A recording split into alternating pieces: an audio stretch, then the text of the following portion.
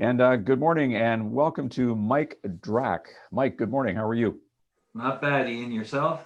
Excellent. I'm just going to read a little introduction about who you are for our folks today. Mike is a 38-year veteran of the financial services industry and lives in Toronto. He's the best-selling author of Victory Lap Retirement. We're going to talk about that in a minute here. Award-winning blogger, public speaker, retirement lifestyle designer. That sounds I like that. I like that retirement lifestyle designer. His latest book, Retirement Heaven or Hell, shows people how to design and transition to their own version of a victory lap.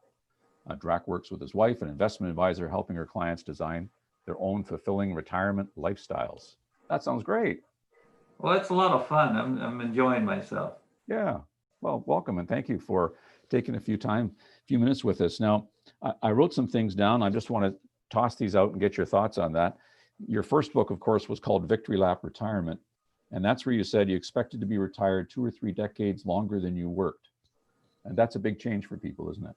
Oh, increasing longevity has changed everything. It's forcing us to change our approaches to retirement because it's very difficult and it's causing a lot of stress for people to try to finance maybe up to 30 years of retirement with 30 years of work. The numbers just don't work anymore.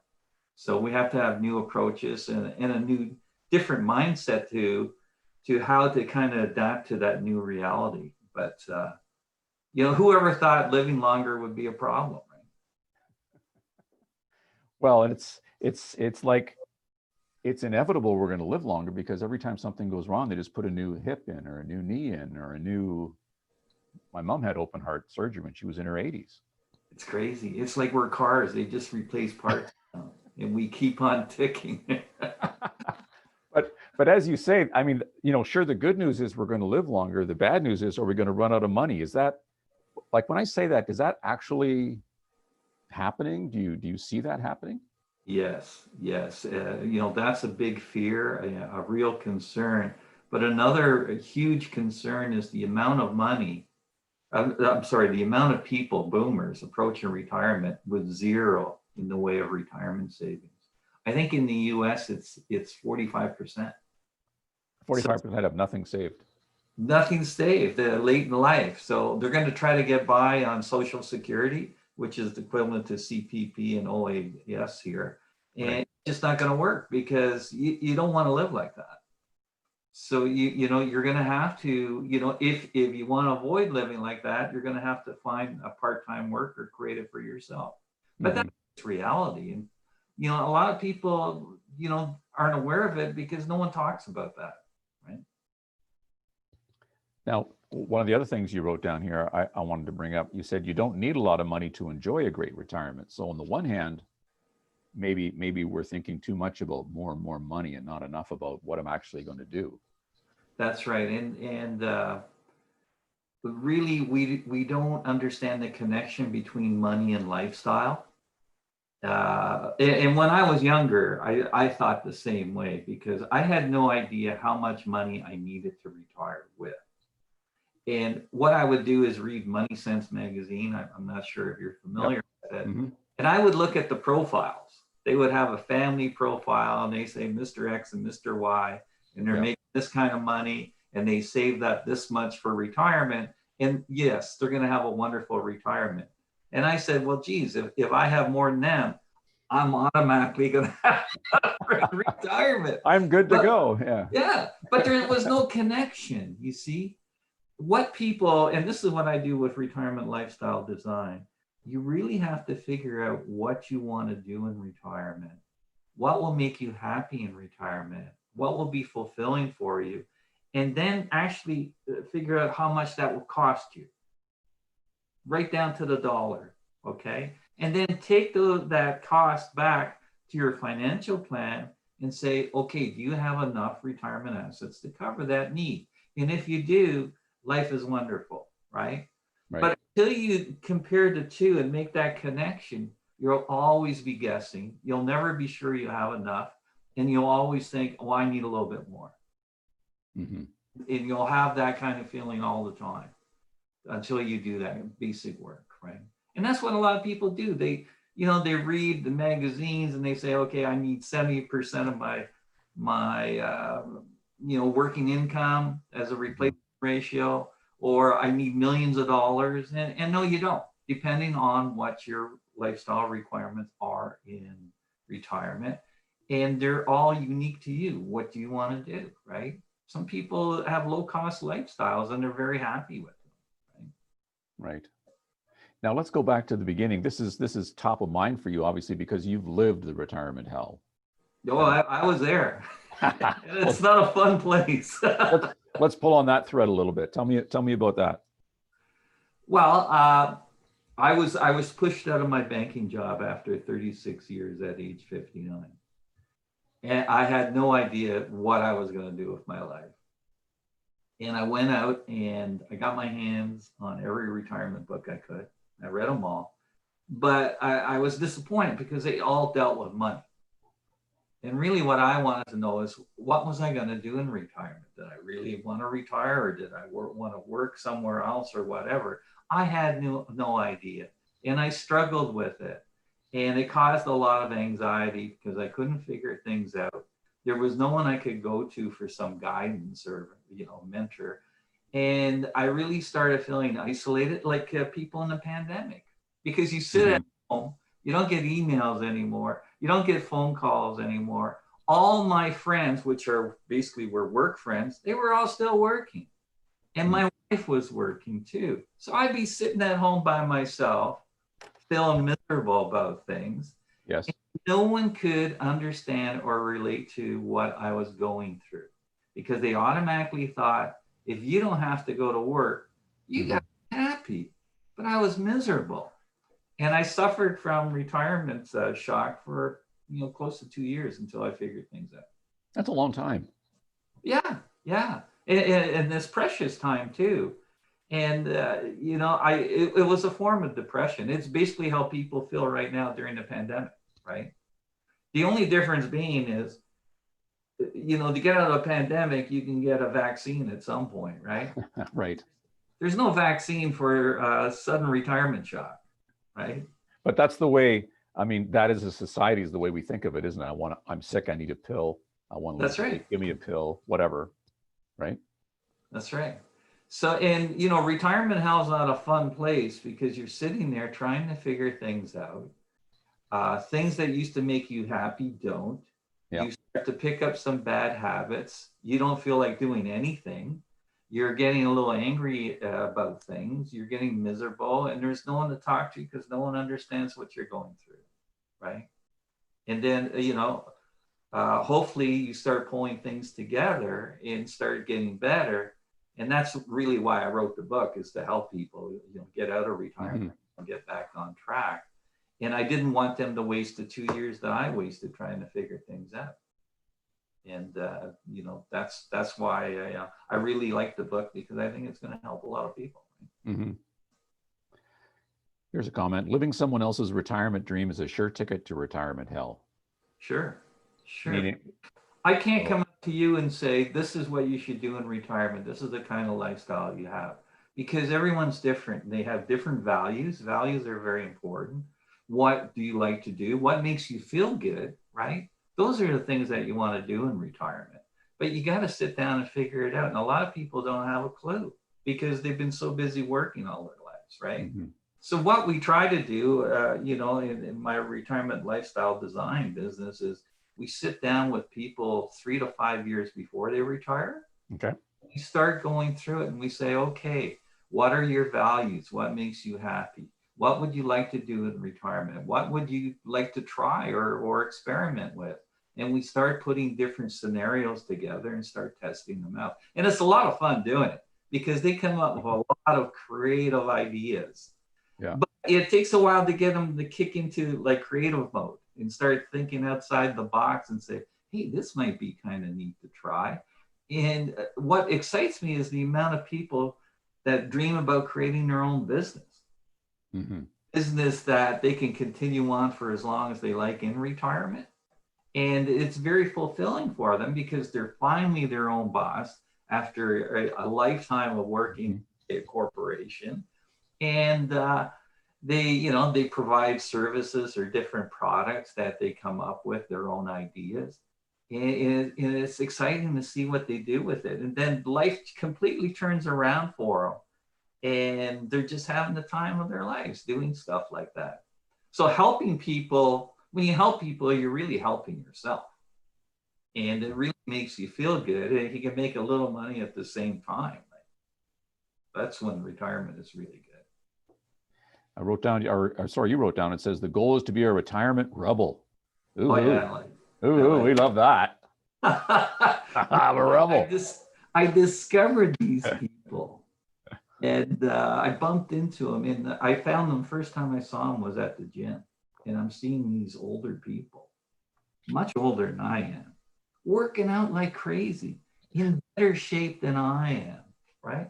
And I'm going, wow, they got a different kind of attitude. Yeah. And what some of these people were doing, they were training for like marathons and things, and they were traveling all over the world doing different marathons, and then going on the social media and posting about it. And I went, wait, you're not acting old. Like, you're supposed to be acting old. You're supposed to be playing safe and not doing these things. And then I went and I started swimming with a group of people at the community pool. Oh, terrific. One lady turned 80. She was swimming in my lane, which is the slowest lane because I just took up swimming. And on her 80th birthday, she swam 2,000 meters nonstop in that pool. Wow. I was just amazed. Just amazed. Fantastic. I want to be like her when I turn 80. And then it's not just working out. You're seeing these people, like, again, they're very creative. They're starting their own businesses, or they're doing all these unique things, pushing themselves right to the edge. And they don't care if they fail at it because they'll just try something else. They have nothing to lose, and they're not scared, and they're living life to the limits, right? And I learned from them. I watch and I go, wow, I got to be more like that, and I got to try these things out and whatnot. It's very, very exciting, but it's a whole different kind of attitude. And what they don't advertise on TV, right? No. In their commercials. So. And I guess perhaps if you're working, you're always worried about trying something. Perhaps when you're, I don't know, over 50, 55, you think, geez, I don't want to risk too much because I'm going to be retiring soon. I'm in this defensive mode. But then you kind of break out of that. Is that what you're saying? Oh yeah. But you have to understand that it's there, and it's a great lifestyle to adopt. So you have to understand that these are the things that are possible in retirement that people don't tell you about, and it's very, very exciting. And then you say, okay, I want to adopt that kind of attitude towards retirement where there's no limits. Like I got a picture when I do a seminar of 100-year-old lady skydiving for the first time. I love it. Yeah, it's crazy. Wow. And with the biggest smile on her face, right? And you look at her and say, and I'm scared of skydiving. Maybe I should give it a shot. Why wouldn't I? So these are the role models I love. And like I said, it's just amazing what they're doing. And they don't care what people think about them. They don't care what people say. They love it when people say, no, you can't do that. It's not possible. And they go out and prove them wrong all the time, every day. And I think it's just fascinating. Maybe it's certainly for people going through life where I think that we as individuals think people are watching us and we're worried about what people are going to say or do, That's what right. we wear, kind of car we drive or whatever. And when you can let that go, what I'm hearing you say is things change. Well, you're letting go of the ego, right? Right. It's basically, when I was going through the bank is, we were trained to be gladiators, to compete with one another, and then to show off the spoils of battle, the fancy car, the bigger house, the nice clothes and all that. Yeah. You become a retirement rebel, none of that means anything to you. It's all about just having fun, doing things that challenge you a little bit, that make you feel good about yourself. So you can feel good about a new achievement. Maybe you're learning something new. The whole thing changes. There's no ego in this thing because you're only competing with yourself now. You don't care about what other people do. And then you tend to hang around with different groups. I call them tribes. That people that have the same kind of philosophy of you, the same way of looking at life. So you motivate, encourage each other to try these things and to push a little bit harder and whatnot. And that's how I got talked into attempting an Ironman in 2 years when I turned 68. Yeah, and I don't know if it's gonna happen. I'm gonna try like heck to get to the starting line, but these are the kind of people I'm hanging around with. There's another 80-year-old that's gonna do it, and I'm only gonna be 68, so I can't cry to him, right? No one's listening. No one's listening. Yeah, he's just gonna laugh at me. But yeah, I also wrote down that you have two types of retirees: comfort and growth. Comfort oriented and growth oriented. Can you talk about that?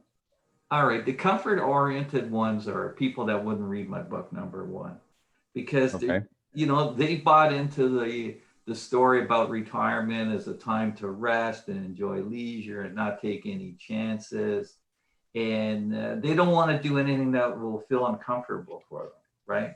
So they're not going to get out of their comfort zone. They're going to be sitting there at home and just taking it easy and not do much of anything. Maybe just hang around with some of their friends and go for lunch and, spend their time maybe watching TV or something soft like that. The growth-oriented ones need to challenge themselves, to try new things, to learn new things. And if they can't do that, they're not going to be happy. They're going to be miserable. So these are the growth ones are the ones that, yes, they're the ones that start the new businesses. They're the retirement rebels. Those are the ones that want to find ways of maybe helping others and doing like volunteer work and things like that. They always have to be engaged. They always have to be doing something and being challenged. And if they're not, they're miserable, right? Mm-hmm.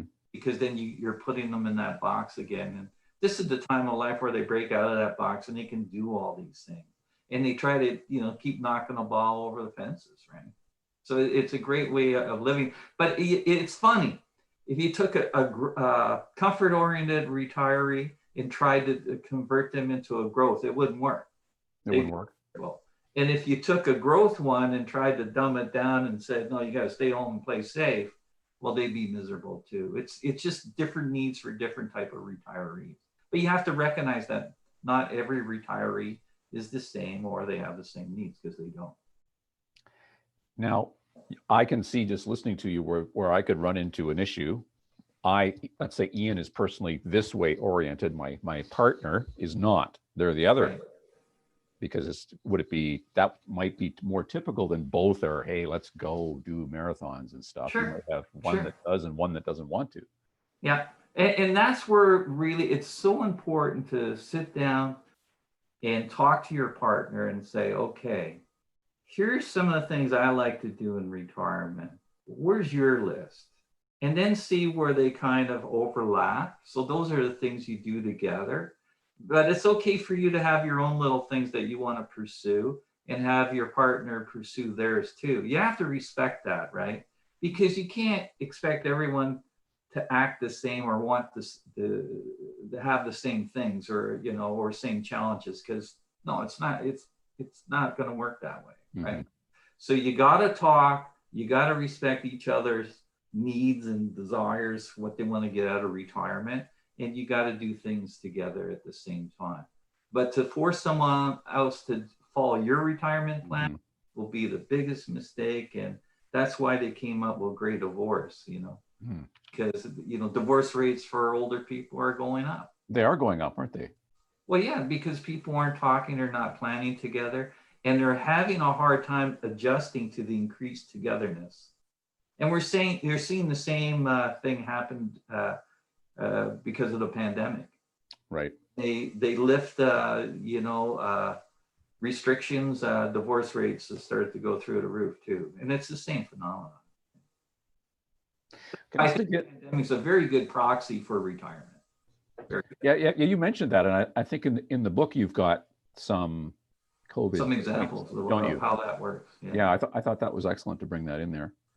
Well, yeah, because you see, a lot of people you've never experienced retirement if you haven't retired. Right. And there's not a lot of mentors out there. So, that's why the pandemic really, it was a test case for retirement. So, the questions you ask yourself: do you have a lot of friends? If you're not, and you're going to be socially isolated, you're going to have a problem. Yeah. TV's your best friend, you're going to have a real big problem, right? Mm-hmm. So, and then it taught us about things like it's important to have purpose. If you don't have purpose, you're going to have another big problem. If you don't have a good reason to get out of bed in the morning, one that puts a smile on your face, you're going to be miserable. And these are things the pandemic taught us, because they took away purpose, they took away our structure, right? Mm-hmm. They increased our money fears, because people lost jobs, or they couldn't work, or whatever. And being forced to stay at home is like living on a limited income in retirement. The experience is the same, right? Because people couldn't go out and travel or do things because of the pandemic. That's how a lot of people live in retirement, because they don't have a lot of retirement savings. So there's a lot of parallels there that we need to look at and reflect on, and make sure that we can avoid some of those pitfalls when we actually do retire. So I guess if there was a silver lining out of the pandemic, that would be it, right? Let's drill down into your book here, because you've got the nine principles, retirement principles, right? Right. And let's just do a high level: nurture strong relationships. You touched on that a little bit already, didn't you? Yeah, and that's the importance of socialization and having strong relationships with friends and family.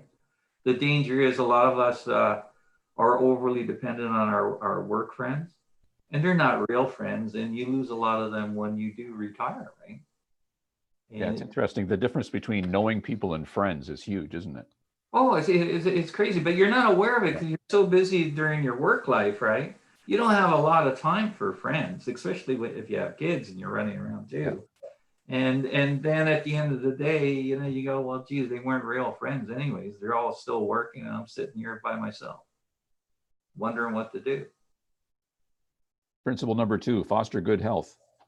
Yeah, that's key. And I'm very concerned about my best before date, that period of life where I'm disability free and I can do all the things that I want to do. So if I want to go golfing or traveling or things like that, that's like prime retirement time. And the neat thing is, we have the ability through positive lifestyle changes to push that best before date back, real far back, maybe into our 90s. And so that will give us like 20 plus years of prime living in retirement, right? That's such a big, and that's a huge deal. Like, Oh, needs to be said, isn't it's it? unbelievable. And 20 years is a long time. Mm-hmm. And there's a book written that's called Younger Next Year. I don't know if you're aware. Yes, I knew that book. Yeah. Oh, okay. So Chris Crowley, he wrote he put a testimony in the cover of mine. Yeah. And basically that's his theory, and it works. And I've seen it, and I've seen it with those people at the gym, how young they act and the energy they have and how vibrant they are, because they've adopted these positive lifestyle choices. And that's how I intend on living too, because I want to extend that out, but I want to have a good life, right? Now, the third one is achieve financial independence. Is that getting harder? We can talk about COVID and financial impacts. Do you see that being something that's more difficult for people to do now that we are going to live longer? I think for our kids, it's going to be more difficult, because life doesn't work like it used to. When I started working, I had one job. I worked in the bank for 36 years. Wow. Our kids won't be able to do that, because they're going to be, technology change and industries change now, and companies come and go. So there's going to be a lot of new jobs that they'll take on, and there's going to be retraining required, and that's going to cost money. So it's really changed. But for boomers, if they've played their cards right, and they've lived a frugal lifestyle, they should have a base of savings that hopefully they've achieved financial independence. And financial independence just means you've saved enough money up, and you have enough pension income coming in that it covers all your living expenses, mandatory living expenses. Mm-hmm. And then anything above that is gravy. So that's the money you spend on leisure and traveling and things like that. And so what I said is, I don't want to experience a drop in lifestyle And the only way I can do that is to keep generating some active income from work. Right. And so that's why I decided to work part-time, start my own business, bring in some income. But the key is I do work that I love to do. Mm. And it's not really work. It's almost like leisure or play, but I'm getting paid for it. And then I use that extra money I make to go on these crazy adventures I come up with. Yeah. So to me, it's the perfect scenario. And if I don't make the money, I don't go on the trip. If I make the money, I go on the trip, right? I don't lose sleep at night worrying about running out of money. And I'm going to keep doing that for as long as I can. Now that rolls into your next principle, number 4, reignite your sense of adventure. Oh, yeah. That's important. Because, when you're working, you're basically in survival mode. You don't want to lose your job. You want to do what the company wants. You work a lot of hours, and it's all about providing financial security for your family and making sure everything's okay, paying off the mortgage and things like that. But once you're past that, once you become financially independent and you turn into a retirement rebel, you got to switch that survival mode back to adventure mode, like when you were a kid. Yeah. And start doing all these crazy things like the retirement rebels are. But it's a different attitude. You got to say, okay, what adventure am I going to go on this week? What adventure am I going to go on this year? And have some of these peak experiences that you want to try, because that's really makes life exciting. So a peak experience might be saving up money and going to New York for a weekend, right? Mm-hmm. Or I love going fishing, fly fishing for salmon. So to me, that's a peak experience I do every year. But these are the things that really, stretch you and get you excited, and you really feel good about yourself. And just planning for a peak experience is exciting. And it gives you something to look forward to. Yeah, and you do that every year, so you never get bored. You always got something to look forward to, something to save for. And it doesn't have to be that expensive to be a peak experience, right? Mm-hmm. But it's something outside the box and something exciting and something that you look forward to. Number 5 is tap into your spirituality. Yeah, to me, this is important because of the stress and everything coming at us. This is where I can go there and kind of reflect and feel closer to God and the universe, really. When I go far up north above the tree line, there's computers, cell phone, there's nothing. It's just you're in the middle of the bush, right? And you sit on a rock and you think about things and you start to come up with answers, and you say, when I get back, this is some of the things I want to try and do. And it kind of, it slows you down, it calms you down. And I need that every year. It's like my fortress of solitude that Superman had, right? I need to get away to this thing and have a break, emotional break.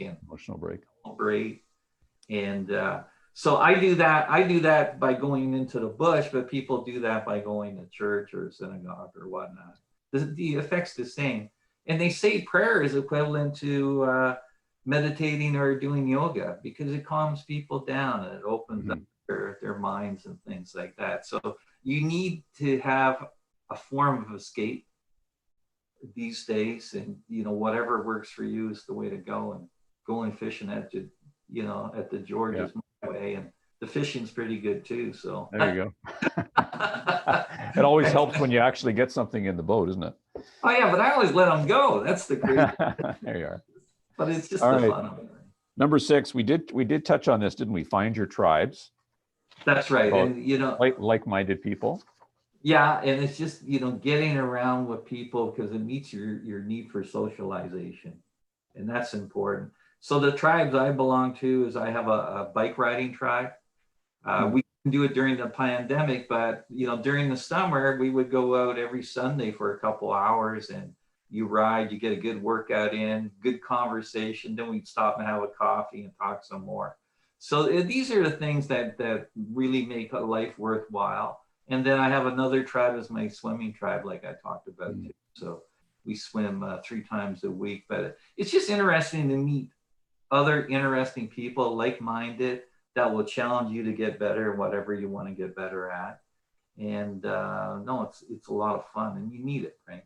Well, at least I need it. Number 7 is make the most of your time. Yeah, this is a very, very important. It's something I never thought about before, and I actually did a time exercise to figure out how I was spending my time for a week. Okay. It's just amazing how much time you spend watching TV, on the internet, on social media, and things like that. It's such a complete waste, and it really woke me up. And I said, okay, from now on, I'm only going to invest my time in high return activities. So I call it RODI, return on time invested. And so, Okay. and okay, what activities would give me a good return on my time invested? And so for me is, doing my work, right? Because work really makes me feel good and it meets a lot of my needs. And then, spending time working out, spending time eating properly, right? Spending time meeting new friends, spending time with my tribes. Those are all high return activities that I want to do. There's no return sitting on the couch watching TV. No. It's just terrible. But these are ruts that we fall into. And if you look at how much time retirees spend watching TV, you'd be amazed. And it's such a waste, right? Because they don't know there's other things they could do. And there's no one encouraging them to do these other things, right? So that's why, we're trying to get people's head around that. Hey, schedule things in retirement. Come up with a new structure like you had in your work life. In these things that you want to do that are important to you, that will make you feel good, and carry that structure on, that schedule throughout your retirement, right? Number 8 is adopt the right attitude. Yeah. So I don't know if everyone knows it, but negative people die much earlier than positive people. And, it's so important to look at retirement as the opportunity that it is. A lot of people look at it as almost like a death sentence, that they're just going to retire and be miserable and be bored and all these things. And it doesn't have to be that way. So look at the positive side, look at the opportunities there and take advantage of the opportunities. This is the key, right? And it's like during the pandemic, negative people sitting at home are just miserable, and they're doing all kinds of crazy things, just trying to numb themselves. Maybe they're drinking too much or eating too much and whatnot. Meanwhile, a positive person sitting there and saying, hey, this is a great opportunity to let me come up with a game plan for when I get out of this pandemic lockdown. This is what I'm going to pursue, right? So that's different in attitude, and there's a huge difference in happiness levels too. And the last one, I really like, discover your purpose. Now, I wrote down a quote you had in the book: the 2 most important days in your life, the day you're born, the day you find out why. Yeah. So those two go together, obviously, with your number 9, don't they? Well, they do, because there's 2 things here. Number one, everyone needs a good reason to get out of bed in the morning, especially in retirement, because you're in control of yourself, because you have your freedom back. You need a good reason to get out, something that's interesting that would make you put a smile on your face. And then figure out why you're in this world. This is why, when you go through the book, you'll see, it took me a while to figure things out, but I always felt I was meant to do something. And I never knew what that was, right? And finally, I started to explore and think about things and whatnot. And I tried to figure out the things I valued. I never thought about this before. What do I value? What makes me happy? And I remembered back that helping people always made me happy, even in banking. If I could help someone, I felt really good about things. And so it was more than the money. It was just, helping people made me feel good. And when they said thank you, it made me feel like $1 million, because you knew you helped them or their family. So I said, okay, I know I need to do something like this. What can I come up with where I could help people and it would make me feel good and life would be wonderful? And that's where I came up with the idea. Well, I've struggled so much trying to figure out this retirement thing and, create a lifestyle that work for myself. And I knew so many people would be struggling with it, the same thing. I said, that's it. That's what I was meant to be. Maybe I was going through all these experiences through my life, which I describe in the book, just set me up for this one purpose. And it's a pretty good purpose, right? Yeah. And, you know, that's what I'm doing. So it finally clicked. I finally figured out what I was meant to do. Oh, awesome. And it's funny because I never realized it, but I developed skills in banking that I could transfer over to this new thing I'm doing, my new business. Like I loaned a lot of money to small businesses. So I can really give some advice to people that are considering starting their own business from that, that training I had in the bank. And also I never thought about it, you know, turning into like a retirement coach. I was a people manager back in the bank, and they invested, you know, a lot of money in me, training me to be a coach for other people. And that translated into my new job as well. But I never thought about it until, you know, I kind of sat down and went through it all, and I went, wow, it kind of all fits. And there had to be a reason behind why it all fit like that. So working for the bank was a good thing. When you talk about the book, you know, it's not a book I'm going to sit down and read it for a week and I'm done. You got to work through it chapter by chapter. You should expect to do some work. It's not fiction. You got to actually. That's right. And do a lot of thinking, right? Yeah. Is that what scares people off? Thinking. Well, you know, the thing is you need the time for it, and you got to do it in a quiet place where you can really reflect on things, because it really takes you deep. And you find out most of the answers you're looking for are already inside you. You're just trying to pull them out and say, oh, you know, this makes sense, right? And it takes time. It's a long process. And this is why we try to get people to do it 3 to 5 years before they retire. Let's spend the time and think this thing through and design this lifestyle that's going to be very fulfilling for you. But once you do it and it clicks, like, yeah, life is really good. Life is good. Oh yeah, and it should be good. It's because that's the payoff for all those years of hard work you put in, right? And all the sacrifices you made. This should be the best time of your life, right?